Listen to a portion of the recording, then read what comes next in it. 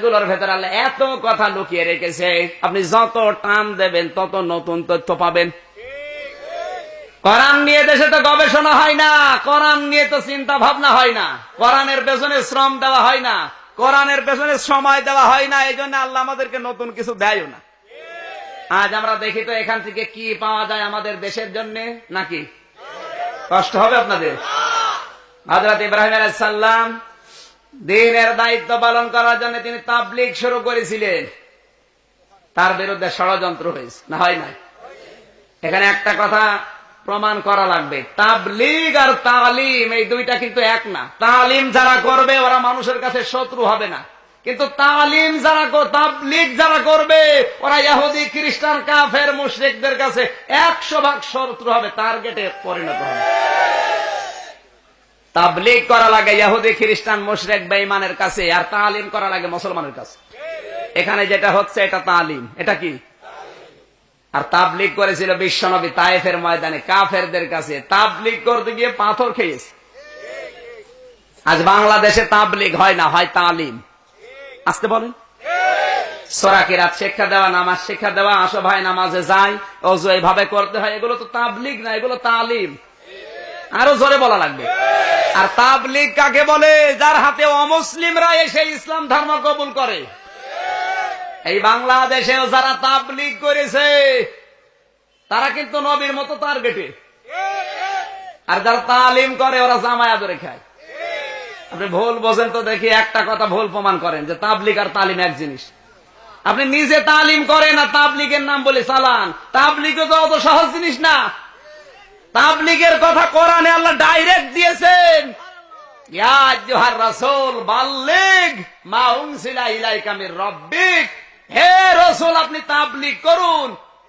আর এটা করতে গেলে আপনি টার্গেটে পড়বেন কাফের মুশরিক ইহুদিদের, আমি জানি। এই জন্য দিয়েছেন আল্লাহু ইয়াসিমুকা মিনান নাস, মানুষের ষড়যন্ত্র চক্রান্ত বিপদ আপদ থেকে আমি আল্লাহ আপনাকে বাঁচাবো। ঠিক করতে গেলে অবশ্যই তার উপরে কি আসবে? বিপদ আপদ আসবে, জোরে বলেন। আর তালিম করতে গেলে আদর পাওয়া যাবে। আবু জেহেল নবীকে বলেছিল, হে রাসূল, হে মুহাম্মদ, এই যে কাবার চত্বরে যে হাতিম, এই সাদা পাথর দেওয়া, যারা গেছে জিজ্ঞাসা করেন, এখানে হাজি নেই? কাবা শরীফের পাশে যে হাতিম ঘেরা আছে সাদা মরমর পাথর দিয়ে, ওই জায়গায় আরেকটা সাদা পাথর দেওয়া আছে। আবু জেহেল বলেছিল, হে নবী আপনি এই জায়গায় তালিম করেন, আল্লাহর ইবাদত করেন, অসুবিধা নেই, কিন্তু বাইরে আপনি আসতে পারবেন না। আজ যারা এভাবে তালিম করে তাদের কোনো অসুবিধা আছে? তাবলীগ যারা করে তাদের কোনো অসুবিধা আছে? তাবলীগ করা লাগে অমুসলিমদের কাছে, আর তালিম করা লাগে মুসলমানের কাছে। ইব্রাহিম আলাইহিস সালাম তাবলীগ করেছিলেন মুসলমানের কাছে না অমুসলিমের কাছে? বলেন। তাবলীগের 1 নম্বরের পয়েন্ট ছিল হযরত ইব্রাহিমের যে মূর্তির বিরুদ্ধে। আরো আসতে বলা লাগবে। আজ যারা পৃথিবীতে তাবলীগ করতে চাও, মূর্তির বিরুদ্ধে তোমার কথা বলা লাগবে। এই তাবলীগ করছে গো,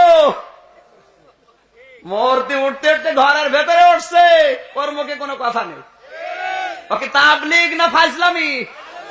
সিটারি করে মানুষকে ধোকা দেওয়া যায়, উপরওয়ালা ধোকায় পড়বে? বলেন। হযরত ইব্রাহিমকে রেখে ওরা গেছে একটা অনুষ্ঠানে। ইব্রাহিম নবী গেলেন খাবার নিয়ে যে দেখে সবগুলো কাবা শরীফের ভেতরে 360টা মূর্তি ওরা থরে থরে সাজিয়ে রেখেছে। ডাক দিয়ে বলে, খা। খেতে পারবো? বলে, খা নাই, কথা বল। কথাও বলে না, খায়ও না। কোড়াল নিয়ে এসে প্রতিটির ঘাড় মাথা থেকে আলাদা করেছে, মাথা কল্লা আলাদা করে করে একেবারে বড় যেটা তার কাঁধের উপরে কোড়াল লাগিয়েছে। নমরুদ এসে বলে, অবস্থা করলো কে, আমার খোদা ভাঙলো কে? অবশ্যই ইব্রাহিমের কাজ। বলে, আমারে দোষ দিও না, ওই বড়টারে জিজ্ঞাসা করো।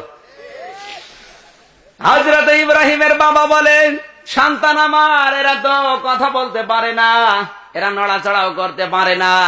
হযরত ইব্রাহিম তখন দাওয়াত দিলেন, হে বাবা, এরা যদি কথা বলতে না পারে, নড়াচড়া করতে না পারে, তাহলে এদের কাছে আপনি মাথা নত করবেন কোন কারণে?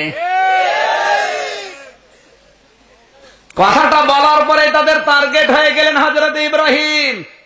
এটার নাম ছিল তাবলীগ। এটার নাম কি? উনজিলা, মসুলের সিগা। উনজিলা কি? মোজারে না, মজুর। কোরআন বোঝার জন্য একটু গ্রামার জানা লাগবে। যারা এখানে গ্রামার বোঝে তারা বুঝতেছেন। মা উনজিলা ইলাইকা মির রব্বিকা, হে রাসূল আপনার রবের পক্ষ থেকে যেই কোরআন আপনার প্রতি নাযিল করেছি ওই কোরআনের তাবলীগ করবেন। কোরআনের তাবলীগ পৃথিবীতে এখন কম না বেশি? নেই। এদেশে তো তাবলীগ হয় বিভিন্ন পীর সাহেবের। আমার বাবা আকাশ দিয়ে উড়ে গেছে, ধরে বলেন সুবহানাল্লাহ। তোর বাবা আকাশ দিয়ে গেল না, মাটির নিচ দিয়ে গেল, আমার দেখার দরকার আছে? আমার দেখার দরকার আমি পারি কিনা, কথা বলেন। বললাম না ফাংসির হচ্ছে না, সতর্ক হচ্ছে, কিন্তু কোরআন দিয়ে সতর্ক হয় না, বিভ্রান্ত হয় বেশি, গোমরাহি হয় বেশি, কথা বলেন।